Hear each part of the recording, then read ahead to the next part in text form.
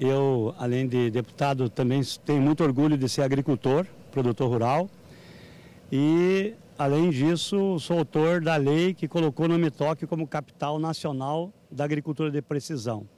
Também sou coordenador da bancada gaúcha no Congresso Nacional e primeiro vice-líder da bancada do PR na Câmara dos Deputados.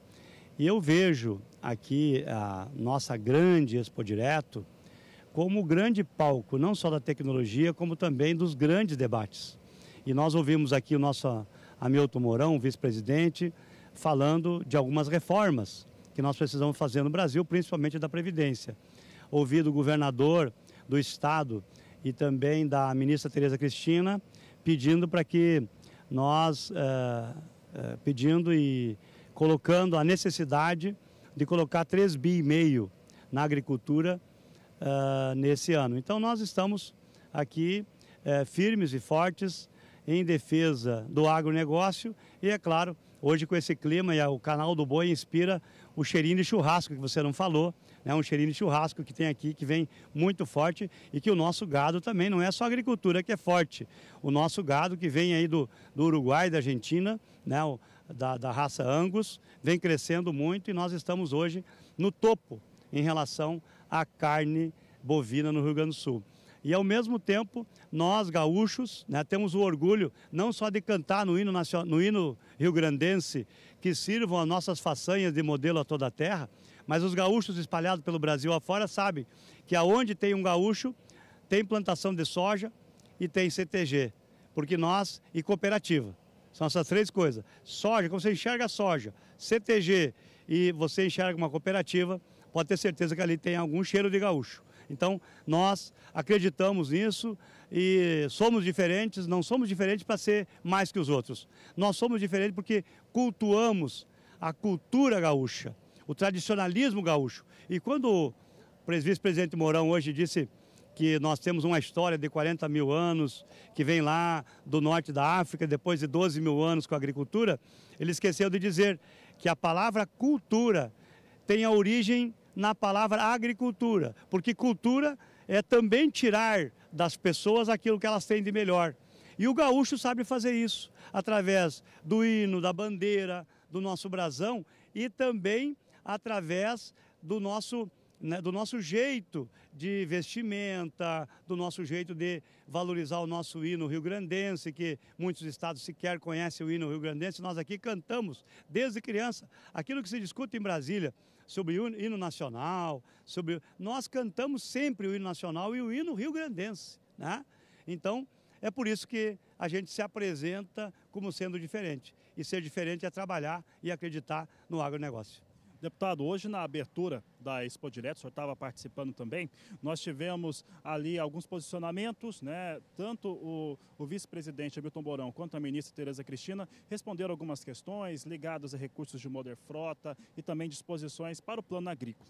Uma das questões ali que foram levantadas e depois na coletiva externa também aconteceu, foi em relação à Previdência. Eu sei que tem ali um grande esforço para que seja aprovado, os partidos que apoiam o governo federal, o senhor faz parte dessa base e o senhor é líder da bancada gaúcha no Congresso. Como é que estão os trabalhos para aprovação? Porque isso impacta todo mundo, o agronegócio, todos os setores da economia e sociais do Brasil.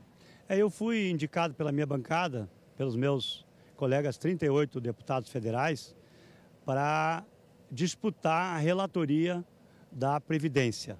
Esse é um tema que eu conheço bem e que eu acredito que nós temos que começar pelo topo e não pela base. O topo dos grandes salários. Nós temos que votar na Câmara o projeto que já foi votado no Senado, que é o teto salarial. Já está na Constituição, no artigo 37, que nenhum cidadão brasileiro pode, num órgão público, ganhar mais que o presidente do STF. Artigo 37 da Constituição. Só que não se cumpre isso. E eu recebi no meu gabinete, semana passada falei na tribuna da Câmara, um cidadão em Minas Gerais que ganha 401 mil por mês. E um outro cidadão no Tocantins que ganha 252 mil por mês.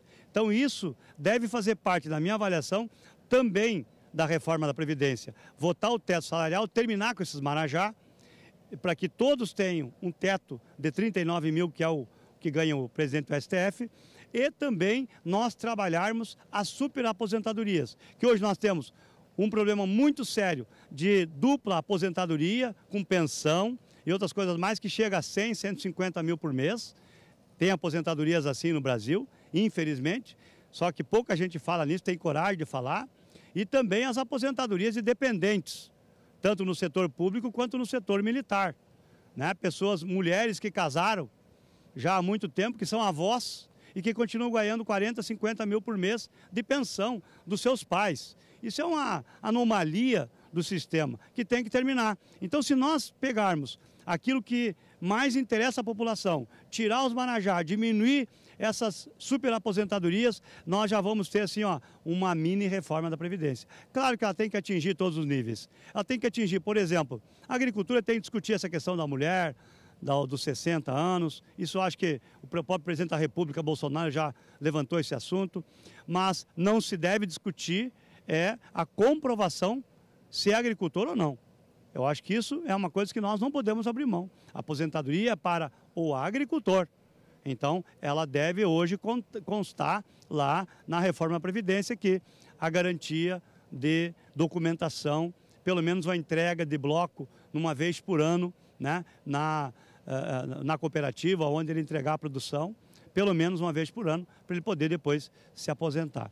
Então isso, e no setor público nós temos que passar, né, todo mundo a ganhar, independente se é deputado, senador, ministro, se é juiz, promotor, 5.800, que é o teto máximo. Se ele quiser ganhar mais, ele pode pagar uma previdência privada ou complementar que o próprio sistema vai lhe oferecer, aonde ele vai, se ele vai querer ganhar mais, ele vai ter que pagar mais. Essa é a teoria da reforma da Previdência. Ganha mais, paga mais. Ganha menos, paga menos. E ao mesmo tempo, nós vamos ter com certeza uma agricultura com recursos mais disponíveis, se tiver a reforma da Previdência.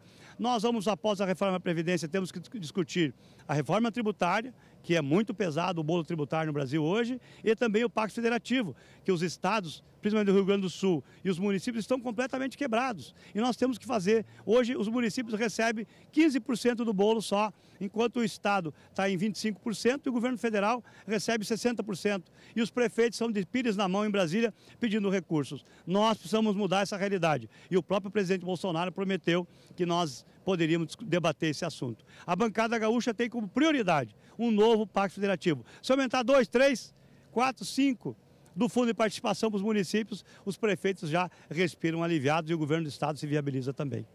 Deputado, para a gente começar a encerrar a nossa entrevista, o vice-presidente, ao sair aqui, o Hamilton Mourão, ele rapidamente falou aqui comigo, com os meus colegas da imprensa, o seguinte: foi questionado a respeito da reforma para os militares. Ele confirmou de uma maneira muito simples: próxima semana, no dia 20, será apresentado, assim como no projeto. Isso fecha, de certo modo, as lacunas que se tinha em relação à reforma da Previdência, que vai ser discutida no Congresso? Não tem como você aprovar uma reforma separando privilégios. Você não pode separar privilégio. E hoje o militar não paga a Previdência. É a União que suporta todo o custo, né, das aposentadorias e pensões. E pensões absurdas, essas que eu falei. Né? Pensões de filhas que já casaram, são avós e continuam ganhando pensões na área militar. Então, eu acho que é justo que venha. Vamos discutir algumas diferenças que existem, né, em relação aos militares, mas eles têm que estar juntos na reforma. Tá certo. Bom, tive que falar de qualquer maneira a respeito da reforma da Previdência. Temos aqui uma pessoa que está altamente envolvida, o deputado Giovanni Cherini, do estado do Rio Grande do Sul. Vou encerrar perguntando da feira, 20ª edição. Né, o senhor já comentou a respeito aqui da abertura, e o que o senhor espera aqui, o senhor é bem envolvido com o agronegócio também, e o que o senhor espera dessa edição 2019? Na verdade, eu vou te falar uma coisa que eu acho que ninguém falou para ti ainda e para os telespectadores. Eu fui funcionário da Cotrijal, trabalhei na cooperativa aqui muitos anos e fiz minha vida aqui na Metoc, na Cotrijal. E aqui nesse local, e no meu primeiro discurso que eu dei aqui há 20 anos atrás, na abertura, eu fiz um apanhado do que existia aqui. Existia uma das coisas mais importantes que o gaúcho preza na época mais antiga, que era corrida de cavalo. Aqui existia uma cancha reta de corrida de cavalo, aqui nesse local. E aí eu disse na primeira feira que aqui seria uma corrida, né, em direção ao futuro, em direção ao bem da humanidade. Porque quem produz alimentos, produz o futuro e produz aquilo que nós realmente necessitamos. Então, é essa corrida que nós estamos vendo hoje, 20 anos depois. Imagina o que aconteceu de lá para cá, desde a tecnologia de um trator, de uma coletadeira, né? A tecnologia mesmo transgênico, que aqui houve manifestação num dos eventos aqui que nós tivemos. Teve uma grande manifestação aqui na frente, dos a favor e os contra o transgênico. Nós garantimos a continuidade dessa pesquisa, que hoje, graças a Deus, revolucionou a lavoura de soja no Brasil, né? Se não é o transgênico, nós estávamos com as lavouras infestadas de inso, né? Eu me lembro, quando eu plantava soja mais antigamente, hoje eu continuo plantando, mas antigamente tu tinha, a primeira descoberta foi a trifluralina, né? Que era um veneno para combater a milhã. Nós tínhamos muita milhã naquela coisa, mas aí não combatia o picão, não combatia a guanchuma, não combatia a leiteirinha. Aí tu tinha que contratar gente para capinar. E eu trabalhava na capinadeira, e era da Stara, a capinadeira que eu trabalhava atrás, dirigindo a capinadeira. Mais arrancava a soja do que limpava, né? E aí depois tu ia colher, eu colhia a soja sem cabine na coletadeira, e os óleos ficavam infestados, ficavam terrivelmente prejudicados pela poeira que saía do soja e do inso que tinha junto com o soja. E hoje você anda, e a Expo Direto é a representação disso. Hoje você anda pelo Brasil e afora, você não encontra umas buvinhas que tem hoje ainda, né, que vieram em função da resistência ao Roundup. Mas o que importa nisso aqui é a gente ver que a agricultura não para mais de crescer. Nós vamos ter aí a robótica entrando, estamos aí com os drones aí trabalhando já, os tratores trabalhando sozinhos, as coletadeiras trabalhando sozinhas. Então, eu acho que o agronegócio é a grande moeda, é o grande dinheiro do futuro e que o Brasil tem que investir.